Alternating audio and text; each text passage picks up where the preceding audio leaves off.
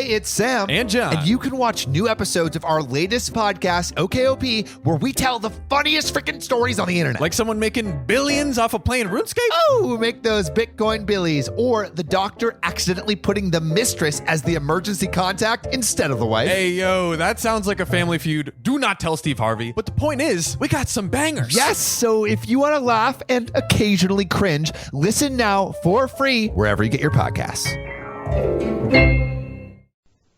Fibber, McGee, and Molly Show.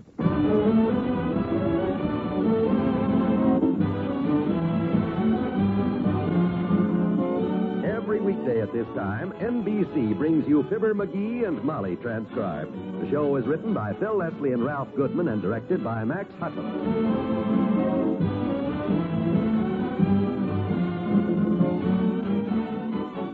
Fibber and Molly will be with you in a minute. Here's a pretty shocking fact.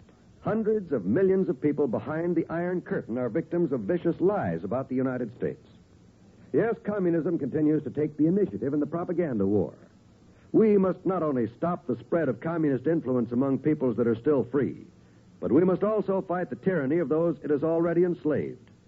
The Crusade for Freedom, created by General Lucius D. Clay, offers each of us as individuals the opportunity to strike a blow for freedom. This blow can be struck through Radio Free Europe, an independent citizen-sponsored organization which broadcasts the message of democracy through the Iron Curtain every day. Hour after hour, it brings hope and truth to enslaved peoples, spiking lies and undermining the influence of red rulers. Radio Free Europe is a partnership of Americans and exiles of enslaved countries who broadcast to their compatriots in their own idiom. Join the crusade by contributing your truth dollar. Send your contribution to Crusade for Freedom, care of your local postmaster.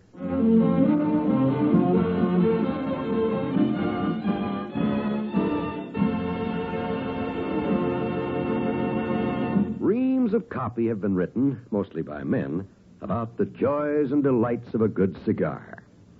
Women mostly remain unimpressed, like the lady at 79 Wistful Vista, whose husband we hear from now. Ah, just look at that, Molly. Feast your eyes on it. Ain't that a beautiful cigar? What's beautiful about it? Well, the color, for one thing.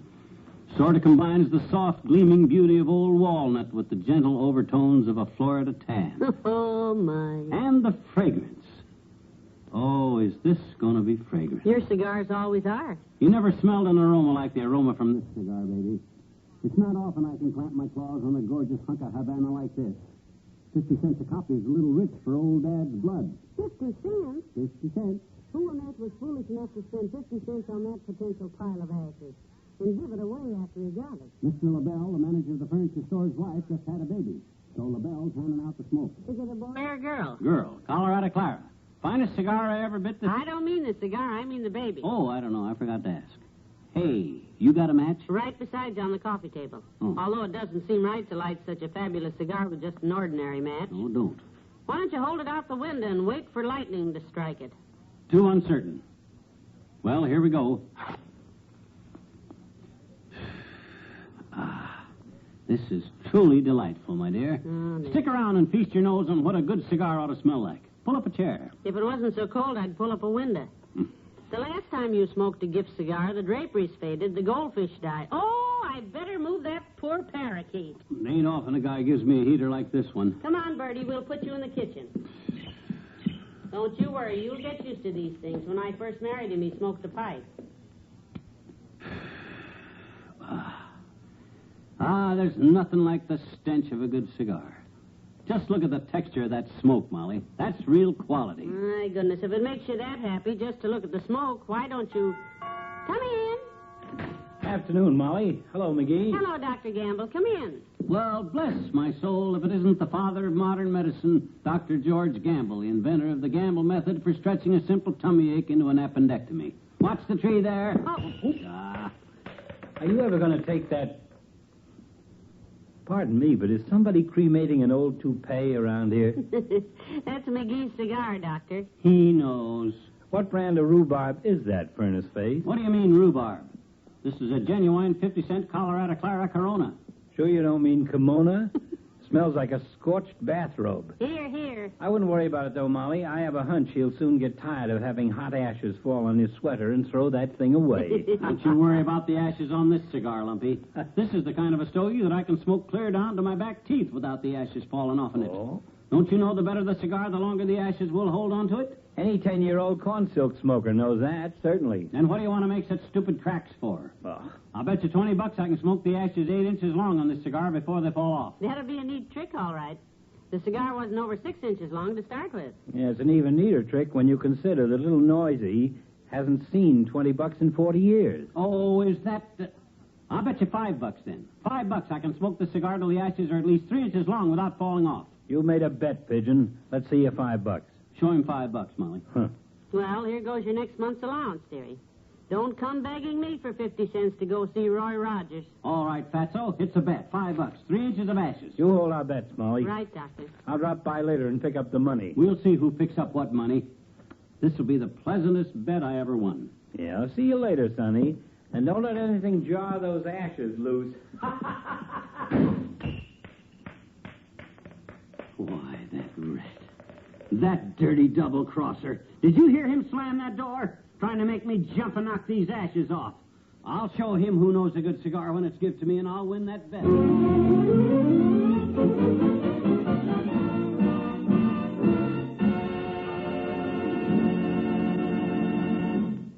There's more fun with the MCGees shortly. There's an expression that goes, don't put off until tomorrow what you can do today. And that's a very good expression to keep in mind now that income tax time is coming along. This year, there are approximately 58 million Americans who will be required to file federal income tax returns with the Bureau of Internal Revenue. First of all, there may be some doubt in your mind as to whether you file an income tax return or not. Well, everyone, regardless of age, who had an income of $600 or more during the past year is required by law to file an income tax return before March the 15th. Here are a couple of other points that may help you. Be sure your return is complete and accurate, and be sure you sign it. If it's a joint return, be sure the taxpayer and his wife both sign their names. And most important of all, be sure to file your income tax return early. If you're entitled to a refund, you'll receive it a lot sooner. Remember, don't put off until tomorrow what you can do today, especially you taxpayers.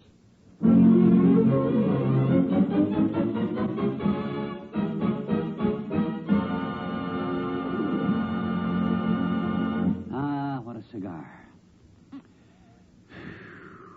Look at them ashes. Must be a full inch long already. Let me see, 1 inch out of 3, that's a third. Third of $5 is 3 and 5 and 2 to carry. That's 2 and 3 goes 5, 2 and 3. Shucks, I should have made the bet for $6. Oh, you back, Molly? Yes, I was just over at Mabel Toops's, dearie. I tried to hurry back, but you know how Mabel talks. Oh, I see you moved over to the Davenport. Yep, took me 15 minutes to get from that chair over here, but I made it. You see, lying on my back like this, with the cigar straight up, the ashes are perpendicular. The pull of gravity is at right angles to the tensile strength, and thus permitting the ashes not to fall.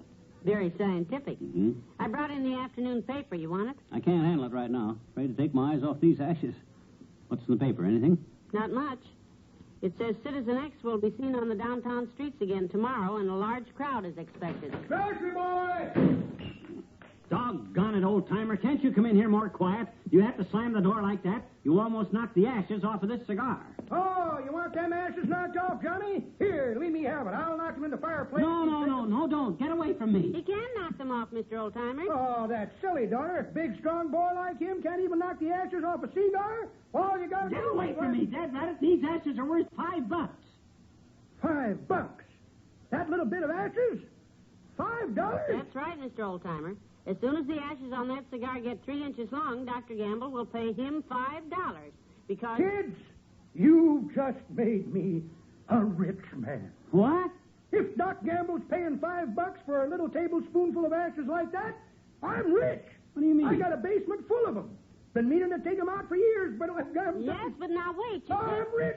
I'm rich, kid. Yeah, but wait a Oh, I minute. can't talk now, Johnny. I'm going to run back to the grocery store, quit my job, kick the manager, and set fire to that danged truck. Now, wait. Then I'll start delivering ashes to Doc Gamble at $5 a spoonful, and yippee! I'm rich! Bonanza! No, wait. The stupid of all the stupid. The ashes fall off? No. My gosh, every time that door slams, the house shakes like it was built on a plate of custard. Lock that door, will you? Keep people out of here. You want me to pull down the shades and hang a measles sign on the door? That ought to I keep... just want a fair chance to win this bet, that's all. These ashes are delicate, Molly. Trucks going by, people slamming doors. Gee, what's that? Oh, heavenly days, a fire truck. It's a fire, McGee. It's somewhere close. Come on, let's go see. Let me know if it's our garage. I don't dare get up. Tell them guys to drive quiet, will you?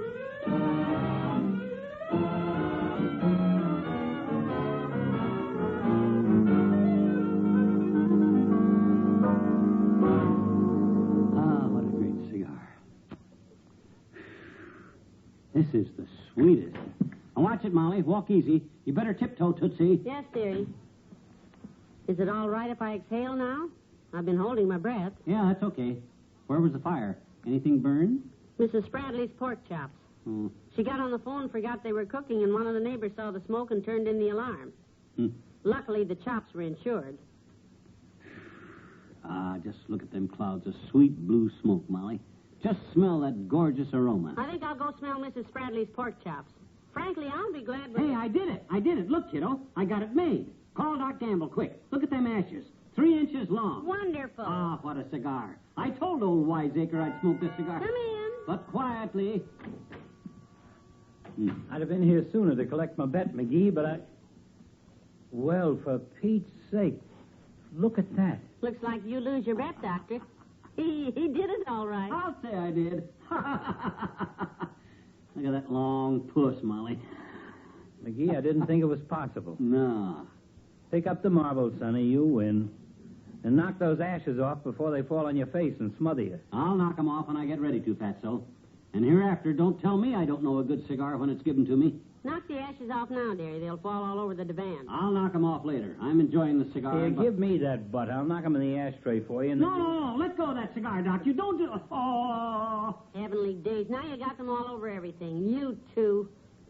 What's the matter, Doctor? Look at that cigar, Molly.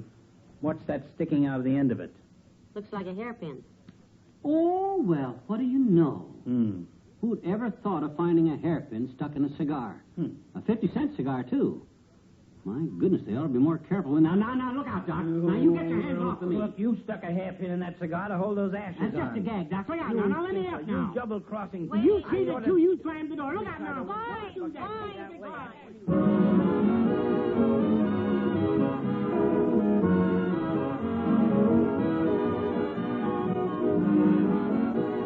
We'll say goodnight to Fibber and Molly in a moment. More great radio entertainment awaits you tomorrow evening when you set your dial to the NBC Radio Network. You'll enjoy the laugh-packed Bob Hope Show as Bob brings you another of his typical topical monologues as well as a special guest star. Then in the musical department, you'll hear Margaret Whiting with one of the most popular songs in the land, accompanied by Les Brown and his band of renown. Then, right after Bob Hope Show, listen to Phil Harris and Alice Faye. It's a mirth-quaking 30 minutes of music and situation comedy that will keep the chuckles coming from beginning to end. Phil and Alice have long been favorites of radio listeners from coast to coast, and you'll truly enjoy their programs each Friday evening on the NBC Radio Network. Also on Fridays, you can hear the quarter-hour programs of the ever-popular Dinah Shore and Frank Sinatra. Each of these wonderful entertainers brings you 15 minutes of music to keep your feet a-tapping. Be sure to join us here at the NBC spot on your dial for the Dinah Shore Show and songs by Frank Sinatra tomorrow.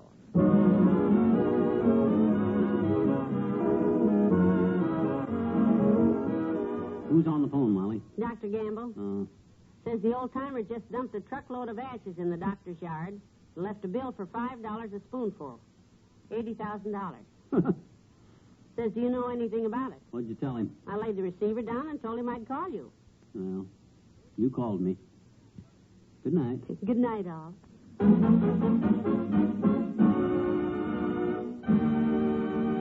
NBC has brought you the Fibber, McGee, and Molly program, transcribed with Bill Thompson as the old-timer and Arthur Q. Bryan as Dr. Gamble. This is John Wald inviting you to be with us again tomorrow night for another visit with Fibber, McGee, and Molly. This Saturday, enjoy Roadshow, an exciting new show on the NBC Radio Network.